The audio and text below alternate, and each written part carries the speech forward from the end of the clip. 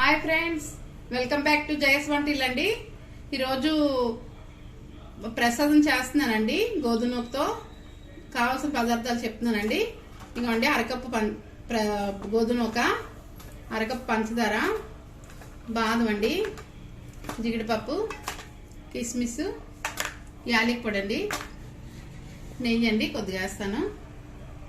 Pan పెట్టామండి, stove వెలిగించి గోధుమక వేపుకుందామండి. మీడియంలో వేపుకుంటామండి. గోధుమక నూక వేగిపోయిందండి. స్టవ్ ఆపేస్తున్నాను. అయిపోయిందండి. అంబాయి రవ్వ కూడా అంటారండి దీన్ని. ప్లేట్లోకి తీసుకుందామండి.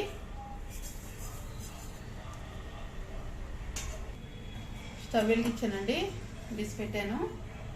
మనం ఒక సగం కప్పు తీసుకున్నాం కదండి రవ్వ, ఒక కప్పు వాటర్ వేసుకుంటున్నామండి.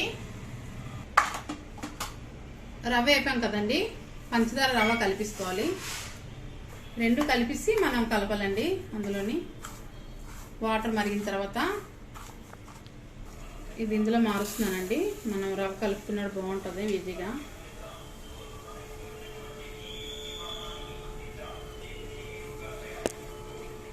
మనకి పెట్టిన అసలు మరిగిందండి. మనం అరకప్పుకి కప్పు వేసామండి వాటరు. ఇప్పుడు మనం కలుపుకుందాం అండి. రవ్వ వేస్తూ రవ్వ పంచదార కలిపేస్తున్నానండి. ఇలా కలుపుతూ వేయాలండి. సిమ్లో పెట్టాలి మంట. స్టవ్ సిమ్లో పెట్టి వేస్తున్నానండి.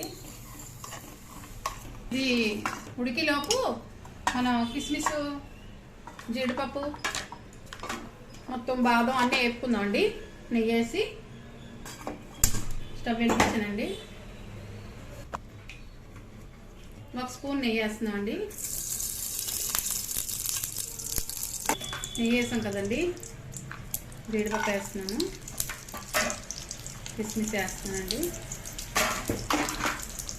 బాదం వేస్తున్నాను.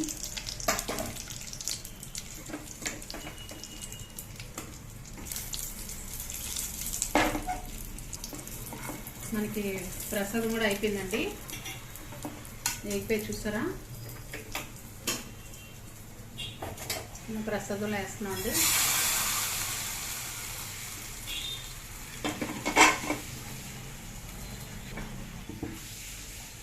ఇదిగోండి, ప్రసాదం అయిపోయింది చూసారా.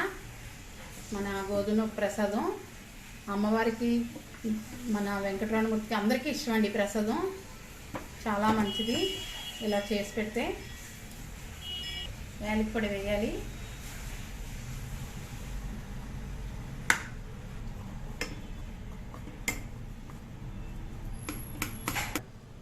మనం యాలకి పొడి కలిపిస్తామండి, నెయ్యి వేస్తాం చూసారా. మన ప్రసాదం రెడీ అండి. గోధుమ ప్రసాదం చేయండి ఫ్రెండ్స్. చూడండి, చేయండి, ఎలా ఉందో చెప్పండి ఫ్రెండ్స్. నచ్చితే లైక్ చేయండి. బాయ్ ఫ్రెండ్స్, నెక్స్ట్ వీడియో కలుద్దాం అండి.